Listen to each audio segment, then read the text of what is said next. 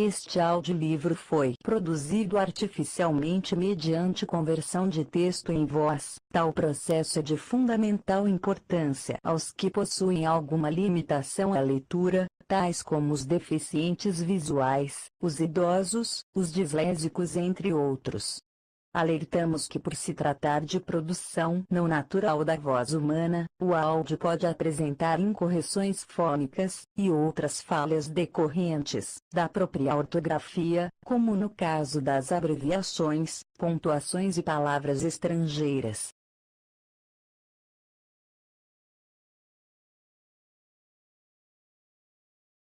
Retratos de Nossa Senhora.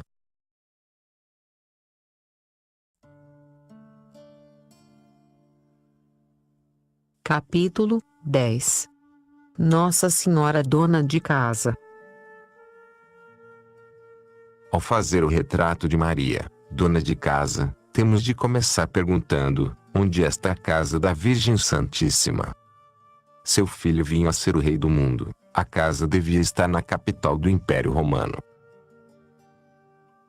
Em Roma não encontrareis a casa da Virgem Santíssima. Seu filho seria a luz do mundo, a casa de sua mãe devia estar na cidade dos sábios, artistas e filósofos. Em Atenas também não encontrareis a casa da Virgem Santíssima. Seu filho era o Messias profetizado e esperado. A casa da Virgem Maria devia estar em Jerusalém, a cidade santa, onde viviam os doutores das Escrituras, em cujo templo todos os dias se elevavam súplicas pedindo a vinda do Messias libertador. Em Jerusalém, também não encontrareis a casa da Virgem Santíssima. Maria tem a sua casa em Nazaré. E onde é Nazaré? Atravessai a fértil planície de Esdrelon. Penetrai num desfiladeiro e num vale pitoresco, na descida de uma colina encontrareis algumas casas, agrupadas junto de uma fonte, é isso Nazaré. E, como é a casa da Virgem Santíssima, como as outras casas da aldeia, parte cavadas na colina e parte construídas, meio casas meio covas. Em frente da casa há um pátio cercado por um muro. O pátio nas aldeias da Palestina é tão importante como a própria casa. Às vezes o pátio é comum a várias famílias, pois as portas das casas dão para ele. Ali há trepadeiras e árvores, de ordinário figueiras e videiras. Ao sol durante o inverno e à sombra durante o verão, a mãe da família faz a maior parte dos seus trabalhos domésticos no pátio. Que cenas tão celestiais teriam lugar no pátio da Sagrada Família, frequentado por Maria e pelo menino Jesus. Atravessemos o pátio e dirijamo-nos ao interior da casa. Subamos um degrau e penetremos no compartimento principal, que é a sala de jantar e dormitório. A impressão que recebemos é de obscuridade.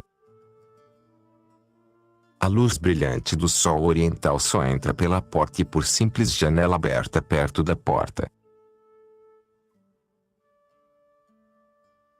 Jesus diz numa das suas parábolas: a mulher que perdeu um dracma no interior da casa, acende a luz para procurar. Percorramos com a vista os móveis da habitação. Pregada há na porta, uma caixa de madeira, que contém um pergaminho, onde estão escritos alguns preceitos da lei mosaica. Quando José sai de casa, toca com a mão o pergaminho. Jesus também o faz depois de crescido. Os bons cristãos tomam água benta ou pelo menos benzem-se quando saem de casa. Num canto da sala, o moinho de mão, e talvez o forno portátil. Ao lado das paredes, ânforas, tigelas de barro, utensílios de cozinha, umas almofadas no chão para se sentarem. A cômoda onde guardam os vestidos de festa. Uns colchões quase esteiras, que durante o dia se guardam e à noite se estendem e servem de cama. Os móveis foram feitos por José, que é carpinteiro e marceneiro. Com que esmero e carinho trabalhou neles. Eram para o Filho de Deus e para sua mãe. Tudo está limpo e arrumado. Em Nazaré há casas mais ricas, mas mais bem cuidada, nenhuma. A Santíssima Virgem é a grande dona de casa.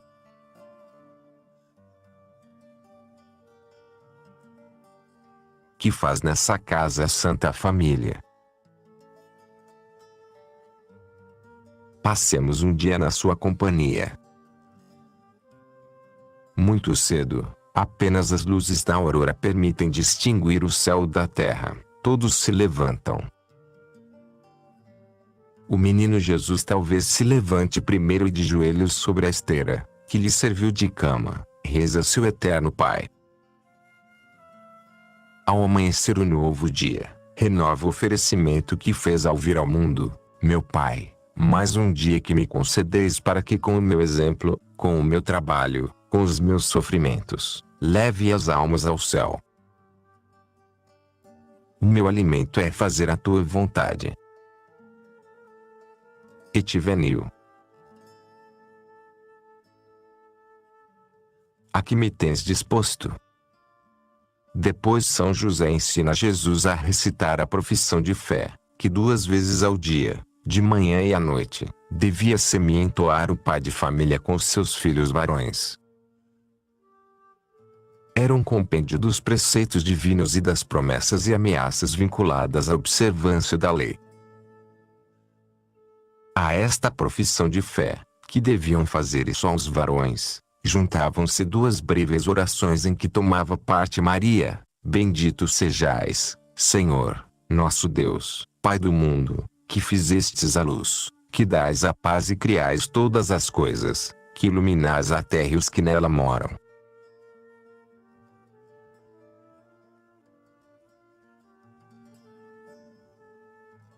Bendito sejais, Senhor, nosso Deus, pela glória das obras das vossas mãos e pelos astros luminosos que fizestes para vosso louvor.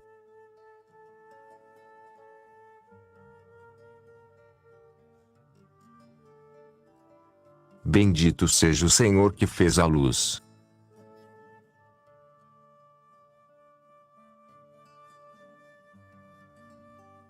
Que sublime louvor sobe ao céu, do coração e dos lábios daquela santa família.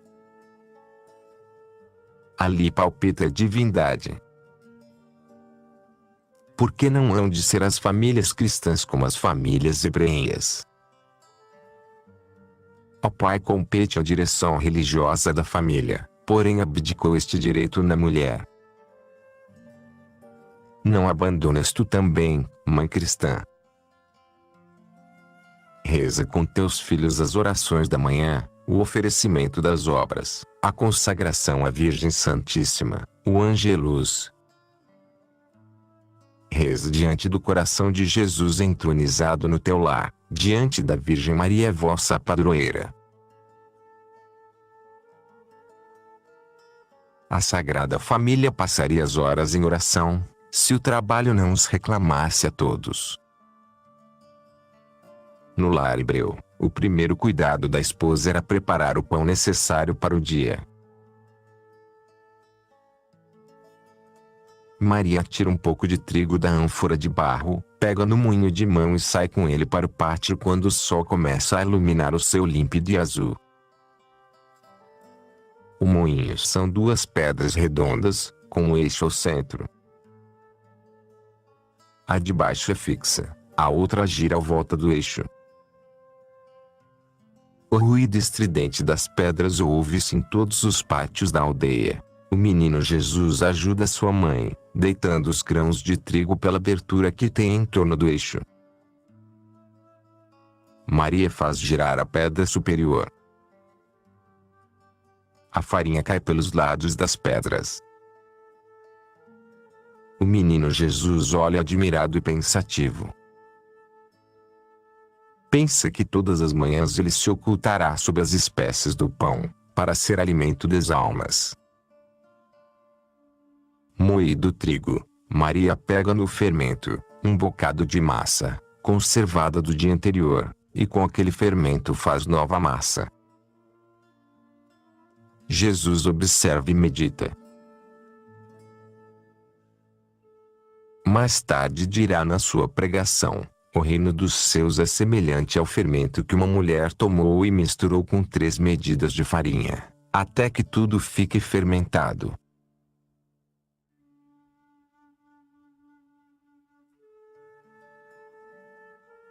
Amassada a farinha, coze o pão no forno portátil ou sobre 2 pedras quentes.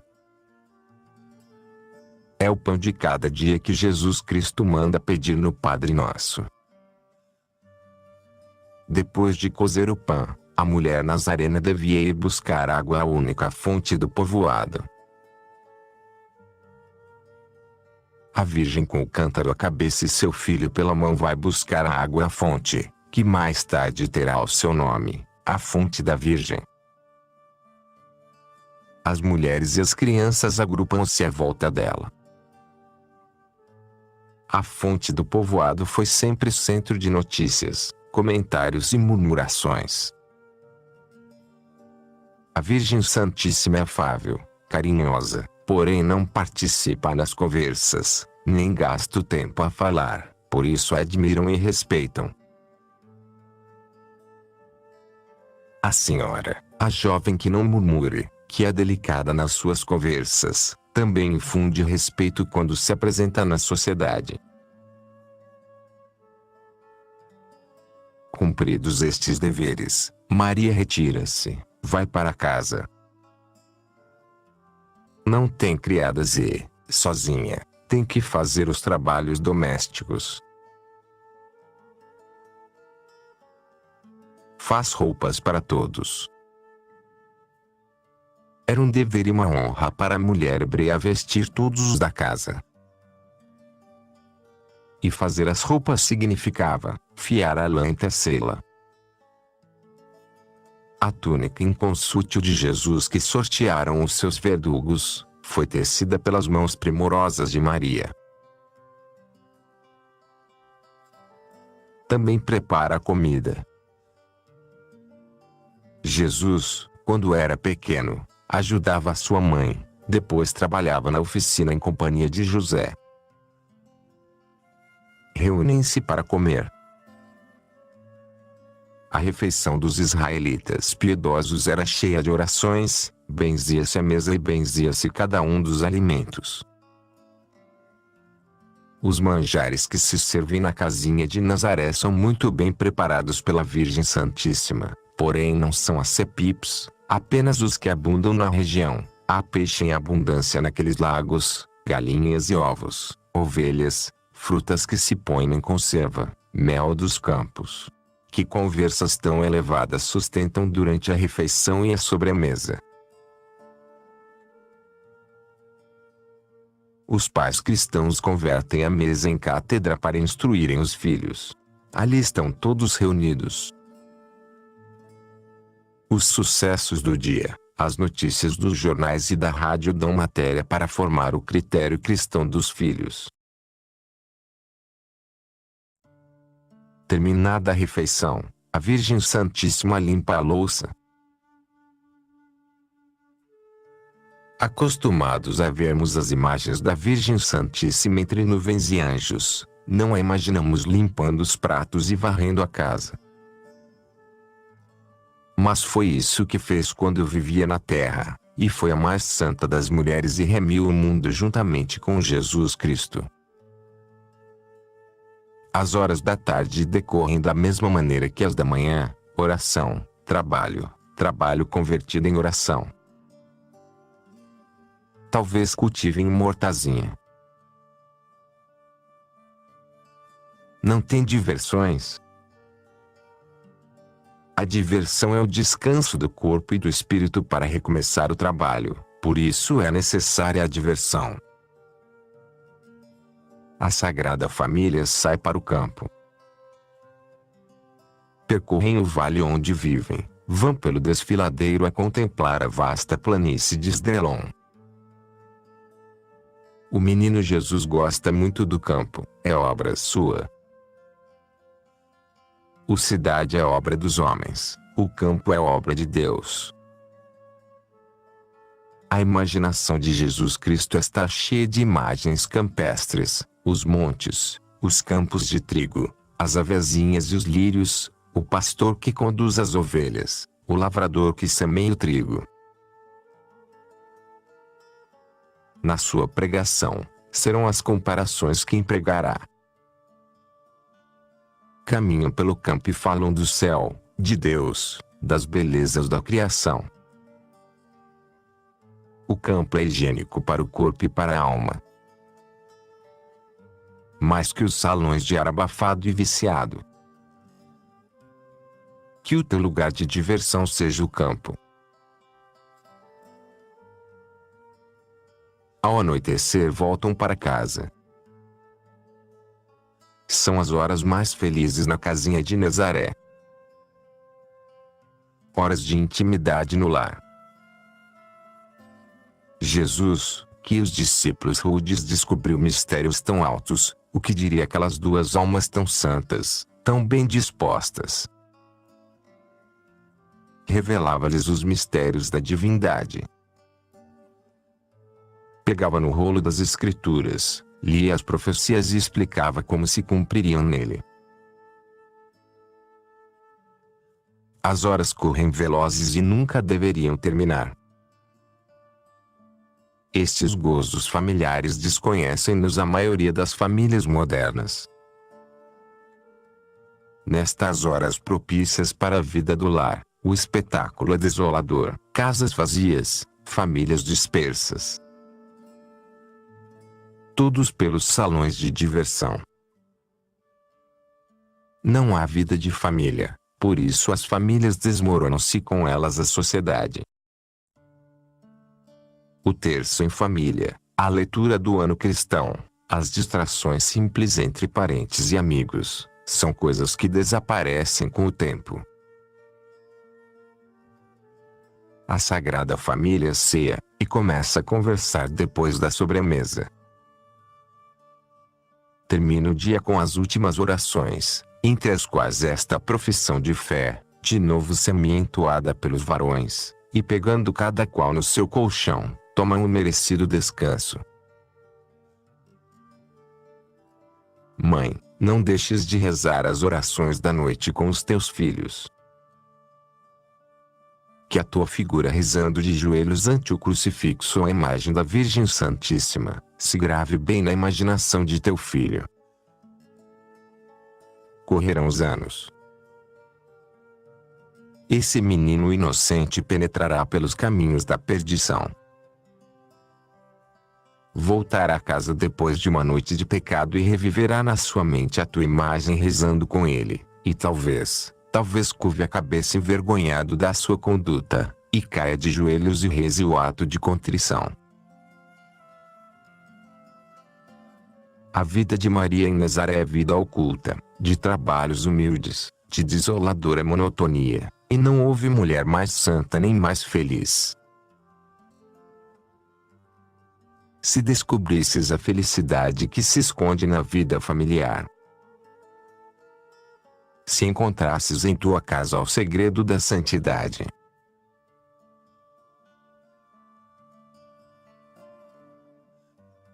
antes que a Santíssima Virgem aparecesse no mundo, o Espírito Santo nos livros sagrados fez o retrato da mulher ideal. A descrição da mulher forte que faz a Sagrada Escritura parece uma pintura profética da Mãe de Deus. É a mulher que sabe fazer o feliz o seu marido, que não lhe torna a vida triste e pesada, mas alegre e agradável. a mulher em quem descansa confiadamente o coração do esposo. Nela delega todo o cuidado de prover a família, porque confia que nunca faltará nada em casa, e que a pobreza nunca baterá a porta do lar por descuido seu. As horas do dia são poucas para as suas ocupações, por isso serão, e a lâmpada da sua casa poucas horas está apagada durante a noite. Antes do amanhecer levanta-se e distribui o trabalho aos criados. Durante o dia vigia cuidadosamente a conduta de todos os de casa, dos criados e dos filhos. Ela dá o exemplo a todos. Cinge-se de fortaleza, e com seus braços robustos prepara-se para o trabalho. Procura sem descanso todas as coisas necessárias e úteis para a casa e vem carregada com elas. Com alento e alegria pega no fuso e tece vestidos de lã para todos os de casa. Os seus filhos não temerão o frio nem a neve. Ela confecciona para si a sua própria roupa, tece para si tecidos finíssimos de linho brancos e vermelhos. Não são menos delicados os lavores que faz para o seu marido. E depois de tudo isto, ainda lhe sobra tempo para tecer tecidos delicados para vender aos mercadores e acrescentar assim o rendimento da família. É trabalhadeira e econômica, e contudo não é tacanha nem egoísta. A sua mão estende-se generosamente ao pobre necessitado. As suas palavras são cheias de bom senso e de seus lábios emana a doçura e a compaixão. Quando manda e quando repreende, sempre o faz com moderação e com domínio de si mesma. Semelhante esposa é a glória de seu marido que assim é autorizado perante os seus companheiros. Por isso, orgulhoso dela, senta-se com satisfação nas assembleias públicas, entre os senadores da região. É modelo para os seus filhos, e à medida que estes crescem, vão crescendo também neles as virtudes que aprenderam de sua mãe.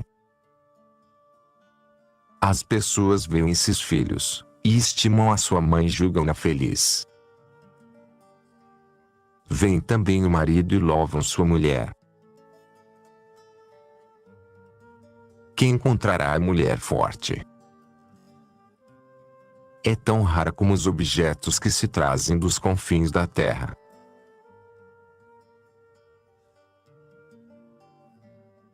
Era difícil encontrar a mulher forte nos tempos bíblicos em que se escreviam estas palavras.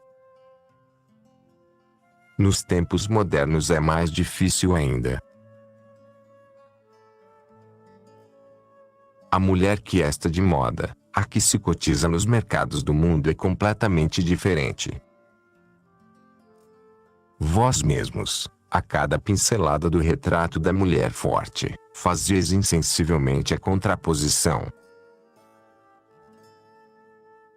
Esta mulher da moda não sabe nem pode fazer o feliz o seu marido, por isso a maioria dos matrimônios modernos estão corrompidos internamente, por isso os pecados de divórcios são inúmeros.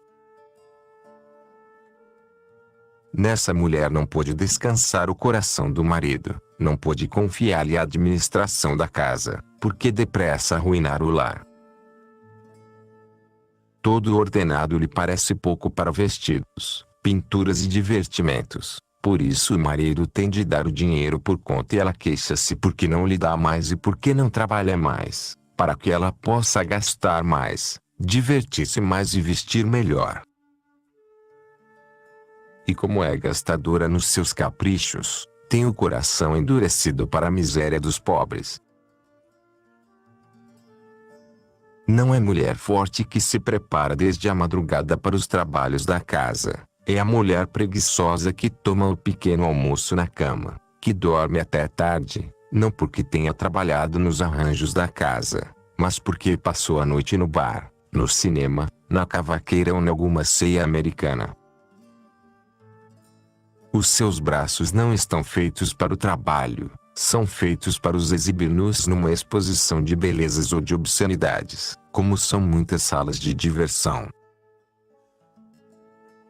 Não se prepara de manhã para pegar nos utensílios de trabalho, enche-se de pulseiras e de anéis, chama a manicure e depois de aguentar um trabalho meticuloso, exibe essas mãos pelos lugares de reunião. Fazer os vestidos? Nem os alheios nem os próprios, nem sabe fazê-los, nem sabe arranjá-los, nem sequer cozer sabe. Acrescentar os haveres da casa com o trabalho das suas mãos. Que absurdo! Sentar-se à mesa de jogo como um jogador de profissão, e numa só tarde gastar o ordenado do marido, as economias que devia ter em casa para o caso de doença e para dar uma carreira esmerada aos filhos, isso faz com frequência. As suas palavras não estão impregnadas de bom senso, porque isso é precisamente o que lhe falta. Tem um critério anticristão, por isso defende sem vergonha as mães que não querem ter filhos e as que sabem divertir-se. Para ela nada é pecado. A sua conduta vergonhosa é a vida ideal. As palavras são de crítica e de maledicência. Assanha-se particularmente contra as mulheres honestas e honradas, conhece os defeitos de todo o povoado e ignora os próprios que dão que falar a uma legião de más línguas como ela. Não se preocupa com a conduta nem dos filhos nem das filhas, e estas imitam a frivolidade e as loucuras da mãe. Vergonha do marido, se tivesse juízo e não fosse tão leviano e tão sensual como ela. Vergonha dos filhos, se algum dia se dão conta. Ideal belo, ser a rainha do lar, porém não serás, se vais pelo caminho das jovens modernas. Nem serás rainha, nem terás lar. Serás um ser desprezível aos olhos de Deus e aos olhos dos homens sensatos. Jovem, imita a mulher forte que descreve o Espírito Santo, e se queres realizar essa imagem, olha para a Virgem Maria no lar de Nazaré. Essa é a rainha do lar. Imita-a se queres que nesse lar ideal que fantasias, teu marido e teus filhos te entronizem e te ponham a coroa de rainha.